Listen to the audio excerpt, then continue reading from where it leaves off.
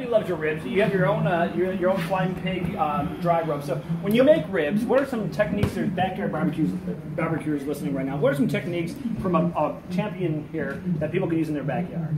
You need a couple things to remember. You can over smoke a rib. If you're going to cook in your backyard, set up an indirect area. So you have an indirect smoke. Okay. And we like to do something called 3-2-1. So you smoke heavy for 3 hours. We kind of do something called the Texas crutch. You wrap that in foil with a little apple juice for 2 hours. And that's going to braise in there. So you're going to get that tenderness factor going. Then the last hour, open up that foil patch and put a little more heat to it. In the last 30 minutes or so, put some barbecue sauce on it. Don't put your sauce on to the very end. The problem with a lot of people do is they put their sauce on way too early and it caramelizes and burns on the outside.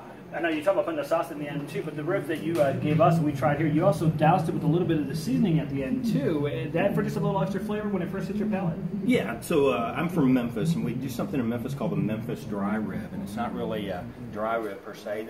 It's more of lack of sauce and more rub on there. Okay, there you go. So then again, we also talked about some of the different woods. So as a champion barbecuer, what kind of wood do you prefer when you're smoking?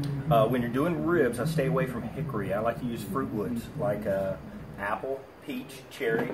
Those are very, very good. When you're doing pulled pork and you're doing pork butts, pork shoulders, yeah, you can do a little bit more with the hickory on there, but just don't overpower it. Everything needs to complement the meat itself. So the smoke is an ingredient, the rub is an ingredient, the sauce is an ingredient. Everything's about enhancing the flavor of the meat, not covering it up. And sometimes you get it too smoky, but using those fruit woods, you stay away from that. Now I have a really dumb question for you, okay? The Boston butt or the pork butt, that's not really the pig's butt, is it? No. Okay, good. All right. That's like my favorite part, and I'm all like, am I eating pig butt all this time?